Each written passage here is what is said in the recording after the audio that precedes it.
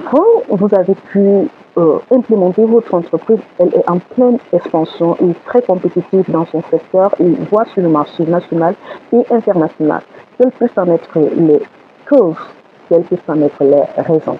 Alors, dans la vidéo de ce jour, nous allons explorer quelques pistes de solutions qui peuvent être force de proposition ou facteurs motivateurs en ce qui concerne la croissance et le développement d'une entreprise en fonction du style de management qu'elle adapte et son impact sur la rentabilité de celle-ci. Alors, bonjour, je suis Flora. Pour ceux qui me découvrent pour la première fois, je vous invite à lancer un coup d'œil sur la description de la chaîne afin d'avoir une idée de notre ligne éditoriale et aussi de regarder les précédentes vidéos pour être à jour de nos partages de ce jour. Aujourd'hui, nous parlons d'un style de management très captivant. Alors, c'est ce que nous appelons le management participatif. Alors, le management participatif, nous avons dit, le management, c'est l'ensemble des processus qui permettent à un dirigeant, une entreprise, un promoteur, une personne de pouvoir planifier, diriger, coordonner, analyser, contrôler l'ensemble de ses ressources qu'elle dispose, qu'elles soient matérielles, humaines, financières, afin de pouvoir atteindre les objectifs de performance de l'entreprise, afin de pouvoir gérer sa vie de la meilleure des façons qui soit. Alors, quand nous rentrons dans le cadre du corporate, donc de l'entreprise, nous faisons face à une étude des facteurs qui peuvent être source de rentabilité et de performance de l'entreprise. Alors, c'est pour ça que nous parlons aujourd'hui d'un style de management participatif. À côté du style de management autoritaire, nous avons ce que nous appelons le management participatif. Dans le management participatif, c'est ce style de management où l'ensemble des décisions sont prises en compte en ce qui concerne l'écoute et la prise en considération des propositions stratégiques des employés dans leur proposition d'idées, dans leur communication et ainsi que dans leur application par une écoute active du top management ou alors de la direction d'une entité. Alors, pour cela, cela a effectivement des revers comme dans le précédent, mais cette fois-ci, nous allons commencer par les revers négatifs de ce style de management. Ce style de management qui donne droit à l'employé de pouvoir donner son opinion, de pouvoir faire des propositions, de pouvoir analyser la situation de l'entreprise, de la situation d'une situation particulière d'un service et pouvoir faire des suggestions à sa hiérarchie, à sa direction.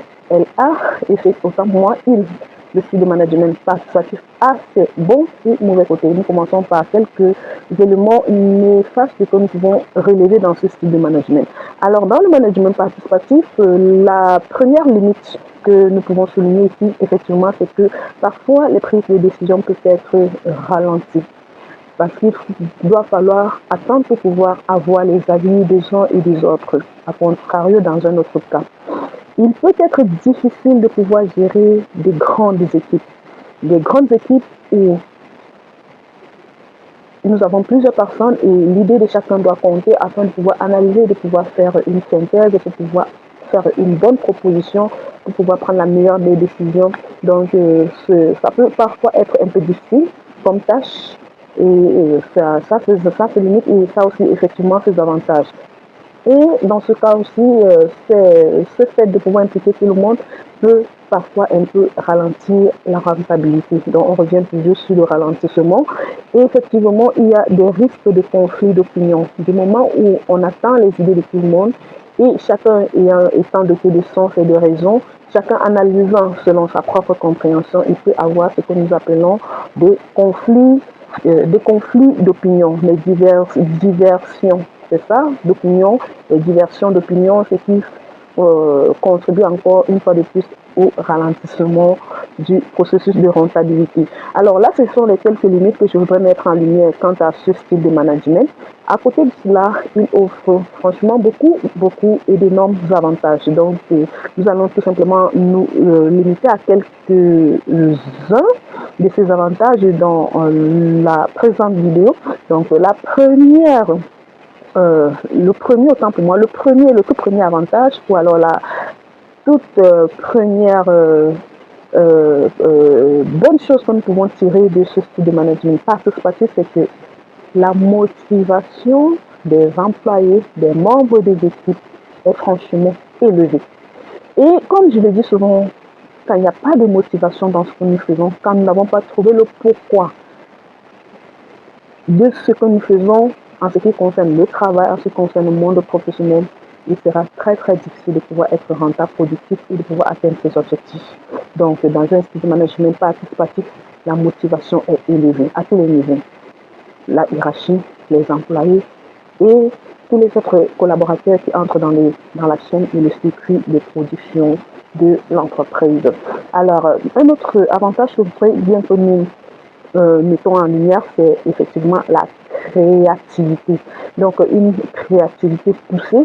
Donc, contrairement à ce style de management, l'employé qui est dans un style de management autoritaire, qui fait qu'il attend qu'on lui dise quoi faire, il ne se dérange pas à faire des recherches, à innover, à faire tout dans un style où vous savez qu'on compte sur vous, le processus compte sur vous pour pouvoir apporter votre pierre à l'édifice de ce dont on est en train de bâtir. Vous vous donnez les moyens, donc cela vous pousse à aller faire des recherches, à pouvoir réfléchir, vous renseigner, vous former pour pouvoir effectivement venir offrir le meilleur ou alors donner votre part de contribution pour effectivement la croissance et la performance de l'entreprise. Alors, un autre avantage que nous retenons dans ce style de management, c'est que l'ambiance au travail est parfois très très agréable. Et pour les professionnels, nous savons que nous aimons, nous travaillons et la contrepartie principale de notre travail, c'est ce que nous appelons notre rémunération, voire le salaire. Et nous savons tout de même que le salaire seul ne suffit pas. Bref, moi, je le dis et je le redirai après plus de 10 années d'expérience en entreprise que le salaire seul ne suffira jamais. Une ambiance agréable, motivante au travail, cela n'a pas de prix. Franchement, chers managers, chers futurs travailleurs, chers futurs entrepreneurs, franchement, l'ambiance dans l'environnement de travail est un facteur clé de réussite. Alors, vous vous en souviendrez de moi vis-à-vis de ceci. Et un autre élément, et le dernier que je voudrais que nous signions aujourd'hui, effectivement, c'est, à contrario, dans le management autoritaire où le turnover est élevé, pour ceux qui ne savent pas de quoi il s'agit, ils sont conduits à aller regarder la précédente vidéo. Ici, dans une entreprise où le style de management est participatif, les employés, les clients, les partenaires, et particulièrement encore les employés qui sont les collaborateurs, qui sont la force de l'entreprise, qui sont le capital humain de l'entreprise, qui sont la principale source de création de valeur de l'entreprise, elle restera fidèle à cette entreprise du fait de ce style de management participatif, bien qu'il relève autant pour moi quelques limites.